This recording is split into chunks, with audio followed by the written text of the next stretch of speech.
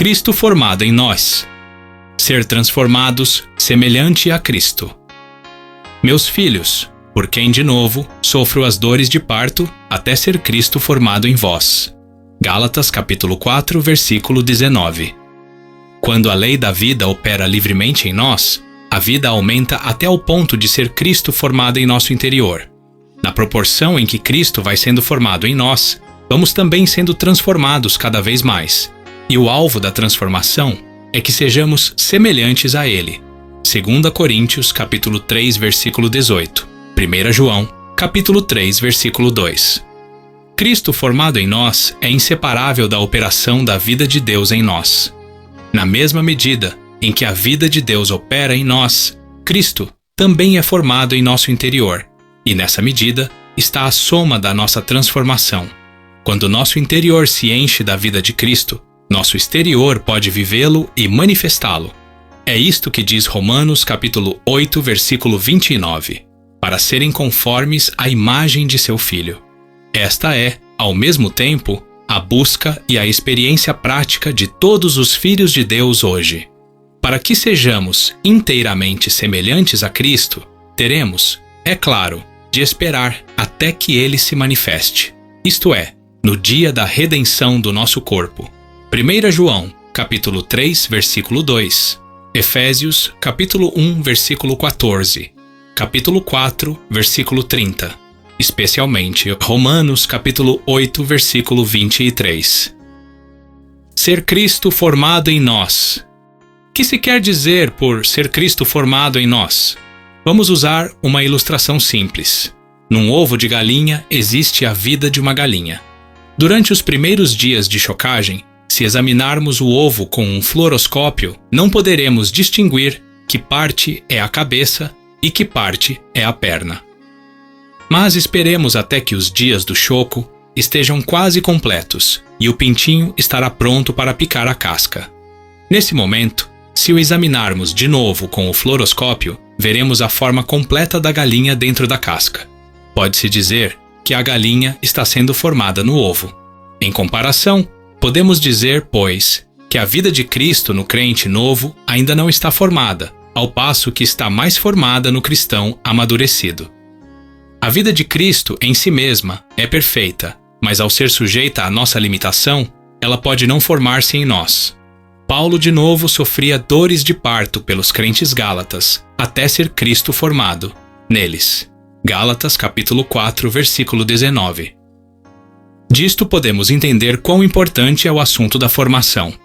Paulo não estava empregando aqui palavras vazias, nem expressava tristeza por si próprio.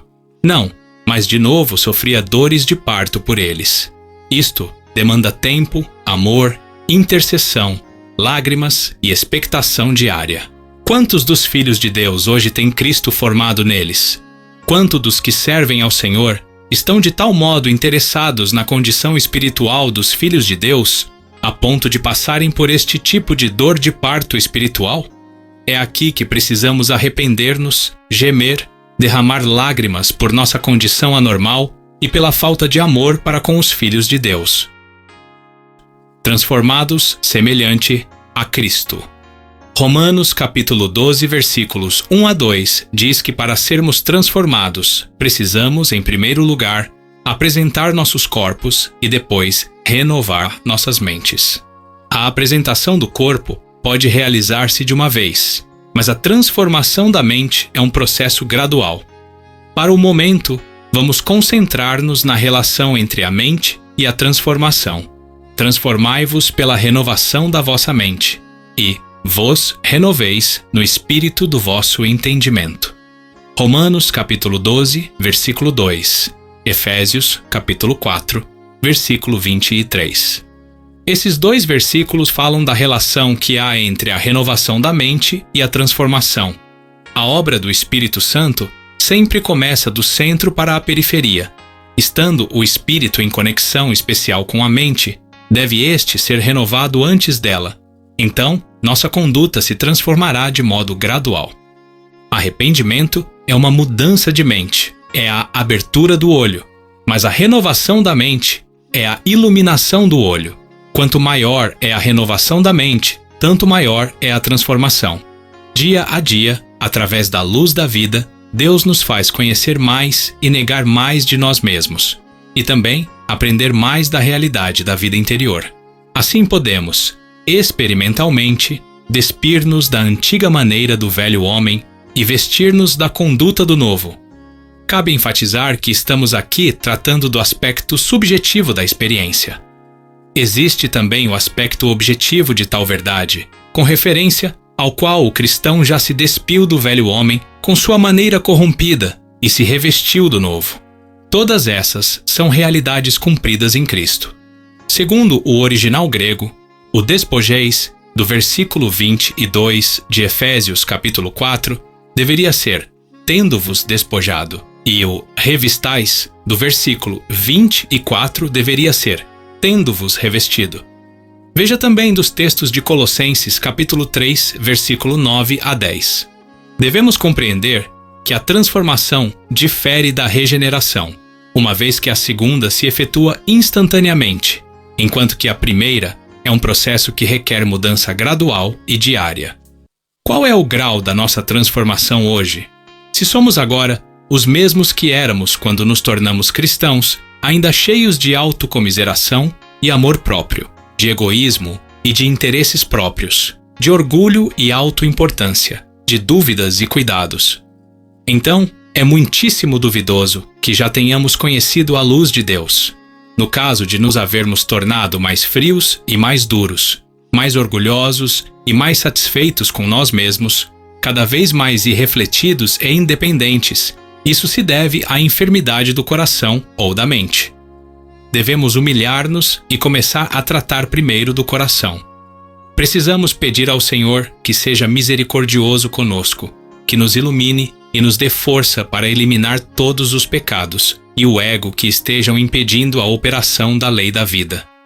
O Espírito Santo diz: Hoje, se ouvirdes a sua voz, não endureçais os vossos corações. Hebreus capítulo 3, versículos 7 a 8. Que o Senhor seja gracioso conosco, fazendo que o nosso coração seja abrandado diante dele. Enquanto isso, cremos com sinceridade na palavra de Filipenses capítulo 2, versículo 13. Deus é quem efetua em vós tanto o querer como o realizar, segundo a sua boa vontade. Esta é a característica e a glória da nova aliança. Louvado seja Deus! Porquanto, aos que de antemão conheceu, também os predestinou para serem conformes à imagem de seu Filho, a fim de que ele seja o primogênito entre muitos irmãos. Romanos capítulo 8, versículo 29. Transformados e conformados. Em Romanos capítulo 8, versículo 29 e Filipenses capítulo 3, versículo 10. Encontramos a mesma palavra grega traduzida por conformar. Convém notar que esta palavra, no original grego, é usada 3 vezes no Novo Testamento. Em Romanos capítulo 8, versículo 20 e 29 e Filipenses capítulo 3, versículo 21. A palavra é um adjetivo, enquanto em Filipenses capítulo 3, versículo 10 é um verbo. Qual a diferença entre transformado e conformado? Transformado fala do processo, ao passo que conformado fala do resultado. Transformado refere-se ao desenvolvimento gradual da vida do Senhor em nós, até finalmente chegarmos à mesma forma de nosso Senhor. Conformado significa ser transformado de tal modo que se torne semelhante ao Senhor. Isso significa simplesmente ser despejado para dentro do mesmo molde, do mesmo modo como o cobre é despejado na forma do molde e assim toma sua forma. Tomando outro exemplo, o de um confeiteiro que coloca a massa preparada em um molde, resultando num bolo com a forma do molde. Temos de ser semelhantes ao Senhor nessa exata medida, a medida de sermos conformes à imagem de seu Filho, como diz Paulo em Romanos capítulo 8, versículo 29. Significa que devemos ser semelhantes ao Senhor em sua humanidade glorificada. Se o homem deve ser realmente transformado, segundo o padrão estabelecido por Deus, é preciso que ele sofra uma transformação interior. Isto é, ele deve ter a vida de Deus vindo ao seu espírito e deve permitir que lhe permeie todo o ser até que, pela mudança de natureza, ele chegue à total transformação da imagem. O Espírito do Senhor trabalha passo a passo, de glória em glória. 2 Coríntios capítulo 3, versículos 17 a 18. Louvado seja o Senhor! Vamos voltar agora ao assunto do coração. E todos nós com o rosto desvendado, contemplando, como por espelho, a glória na sua própria imagem, como pelo Senhor, o Espírito. 2 Coríntios capítulo 3, versículo 18. Aqui temos uma metáfora do espelho. Sabemos que um espelho só pode refletir o que está na sua frente. Isto é, o espelho reflete o objeto que está diretamente oposto a ele. Nós também refletimos a mesma medida de Cristo, a quem vemos diariamente em nossa vida.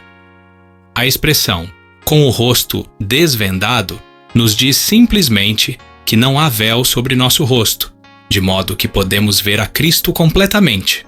No entanto, se houver um véu sobre o nosso rosto, deixamos de ver a Cristo, ou o vemos apenas em parte. Mediante leitura cuidadosa de 2 Coríntios capítulo 3, versículos 12 a 16, percebemos que o véu é produzido por um coração que não deseja ver o Senhor. Em tempos passados, o rosto de Moisés brilhava ao falar com Deus. Os filhos de Israel tinham medo da luz do rosto de Moisés e não ousavam aproximar-se dele. Por isso, toda vez que ele comparecia diante de Deus, tirava o véu, mas quando se apresentava ao povo, punha-o de volta. Êxodo capítulo 34, versículos 29 a 35. Assim, pois, o véu no rosto de Moisés revelava que o coração dos filhos de Israel estava longe de Deus. E este princípio tem governado os filhos de Israel daí por diante. Mas até hoje, quando é lido Moisés, o véu está posto sobre o coração deles. 2 Coríntios capítulo 3, versículo 15.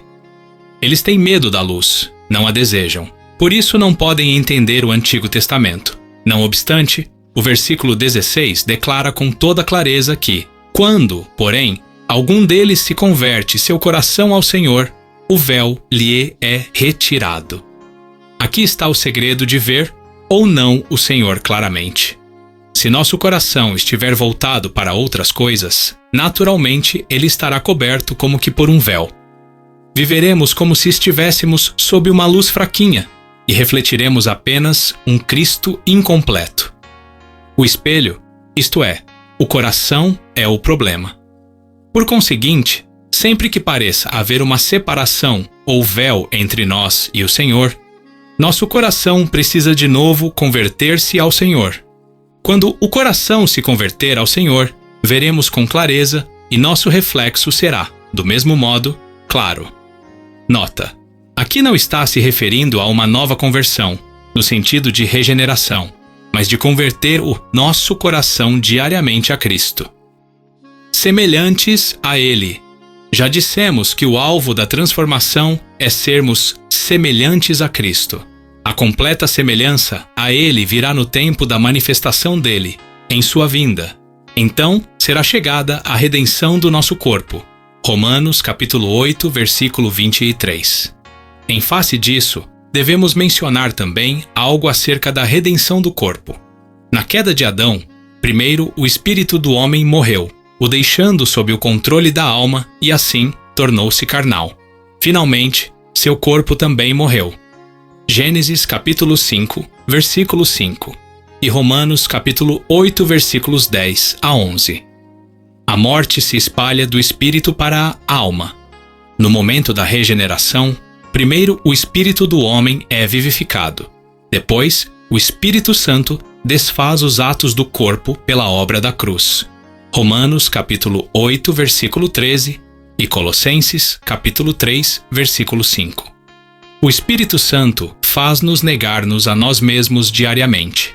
Lucas capítulo 9, versículo 23.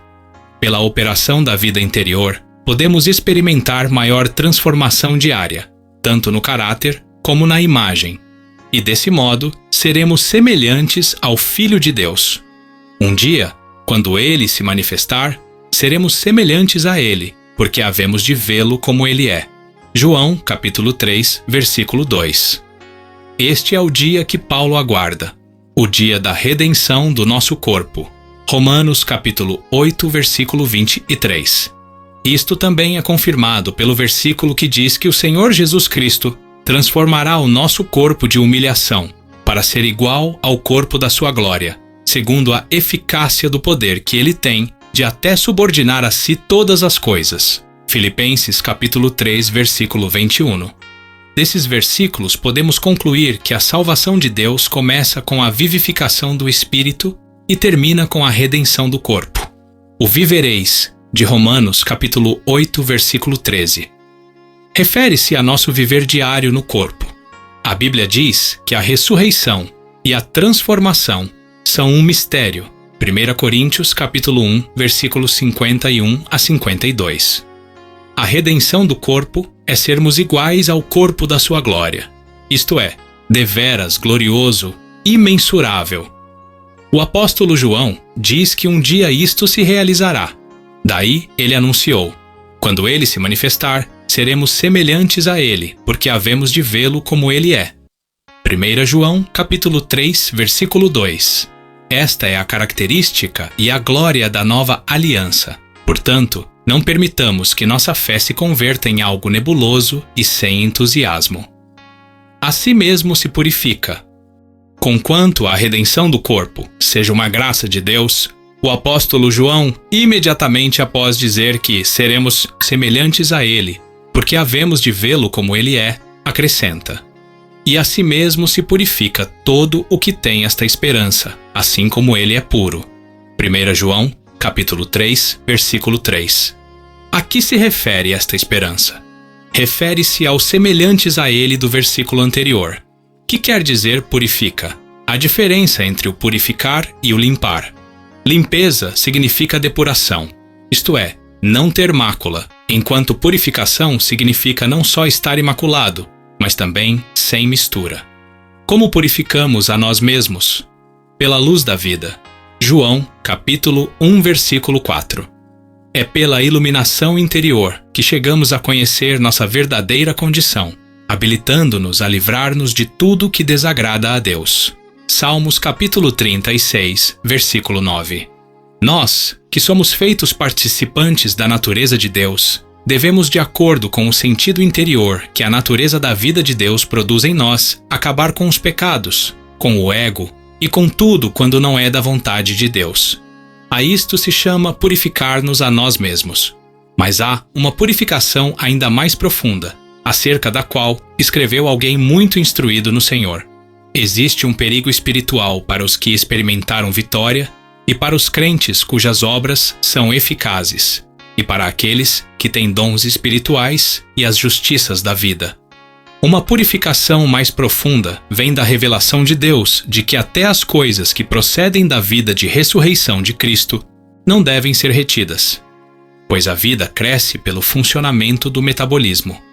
Na verdade, tudo o que realmente procede da vida de ressurreição nunca morrerá, porque é eternamente novo.